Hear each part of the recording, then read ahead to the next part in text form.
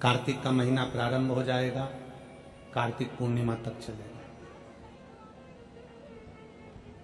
तुमको अगर लग रहा है कि मेरे दशा नहीं बदल रही, मैंने दिशा बदल कर देख लिया, मैंने घर का रुख बदल कर देख लिया, दुकान बदल कर देख ली, सब कुछ बदल कर देख लिया, आज साउंड सेट नहीं है, तुमने घर का फर्नीचर बदल कर देख लिया, सब कुछ बदल कर देख लिया,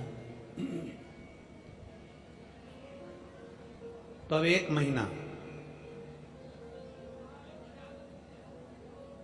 महीना शरद पूर्णिमा से लेकर कार्तिक पूर्णिमा तक एक नियम बना लो, एक चावल का दाना, केवल एक, ज्यादा नहीं, केवल एक चावल का दाना, जो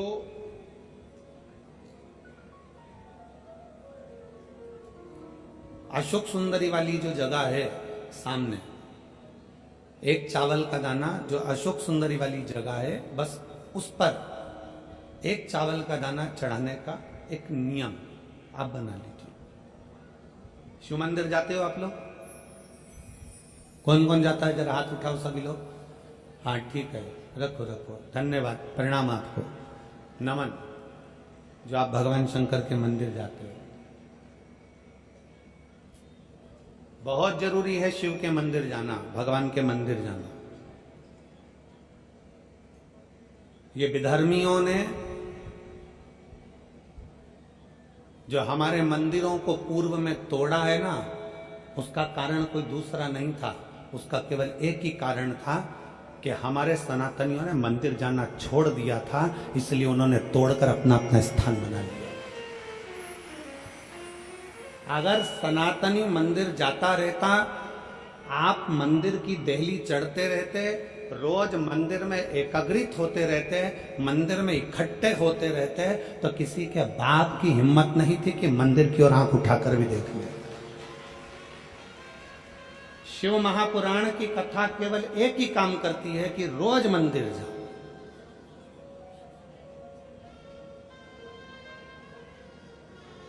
जो हमारे मंदिरों में से मूर्तियों को तोड़ा गया, हमारे मंदिरों में से सोना निकाल लिया गया, हमारे मंदिरों को खंडित कर दिया गया, उसका कारण केवल एक था कि सनातनियों ने मंदिर जाना छोड़ दिया था। क्यों छोड़ा था? क्योंकि इन विधर्मियों ने ऐसी चाल चल दी थी कि मंदिर मत जाया करो, भगवान नहीं है, देवता नहीं है, भगवान नहीं है, भगवान नहीं है, और लोगों ने अपनी चाल चल चल कर तुम्हें मंदिर से दूर कर दिया और उन्होंने मंदिर पर कब्जा कर लिया।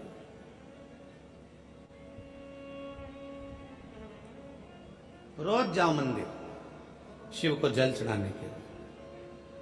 तेरे मंदिर में आना मेरा काम है और मेरी बिगड़ी बनाना तेरा काम। कभी तो सुनेगा।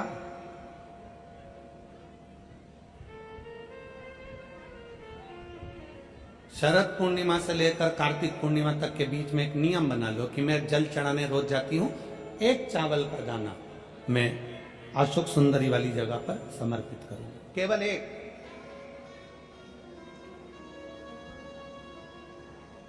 चावल का दाना समर्पित कब करना है?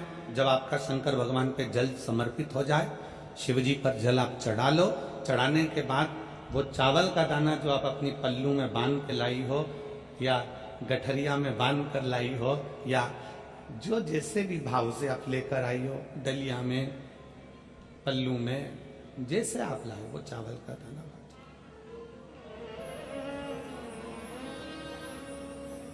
उस एक चावल के दाने को एक महीने तक आप रोज एक चावल का दाना लेकर जाओ, रोज चढ़ाओ, अपनी कामना कर कर बाबा मैंने दिशा बदल कर देख ली, दुकान बदल कर देख लिया, व्यापार बदल कर देख लिया, घर बदल कर देख लिया, काम बदल कर देख लिया, पर मेरी दशा नहीं बदल रही। अब ये मैंने चावल का दाना, चावल का मतलब होता है अक्षत,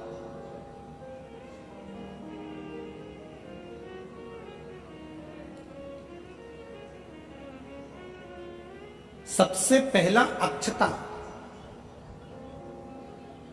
सबसे पहला अक्षता। कभी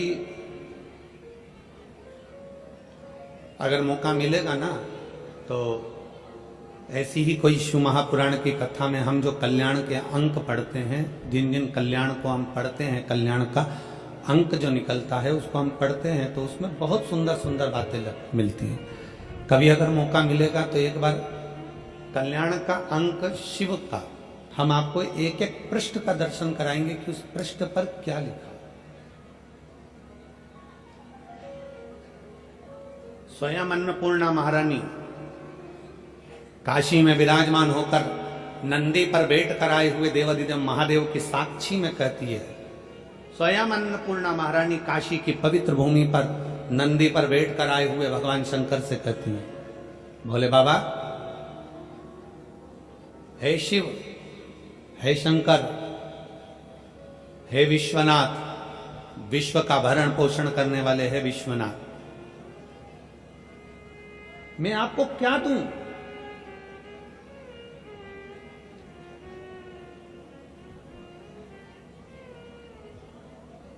मैं आपको क्या प्रदान करूं? अन्नपूर्णा महारानी कहती है कि मैं आपको क्या दूं जिससे संपूर्ण ब्रह्मांड का कल्याण हो जाए और आपकी कृपा दृष्टि मुझ पर हो जाए और मेरी भी दशा बदल जाए। मैं आपको क्या दूं?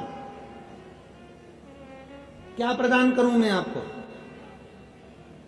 दुनिया के लोग कहते होंगे कि भगवान को सोना देना, चांदी देना, हीरा देना, पन्ना देना, रतन देना, आभूषण देना कल्याण का अंक कहता है। अन्नपूर्णा जी कहती हैं कि मुझे को क्या प्रदान करूं?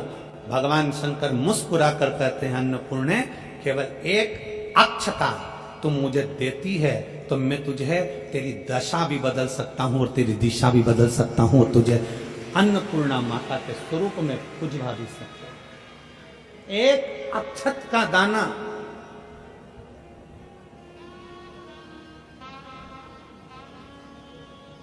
तिलक लगाते हैं, मेरी जीजियां तिलक लगाती हैं, तिलक लगाती हैं तो चावल लगाती हैं कि नहीं लगाती हैं? बोलो, जम के बोलो जरा। लगाती हैं ना? तिलक में चावल लगाया जाता है।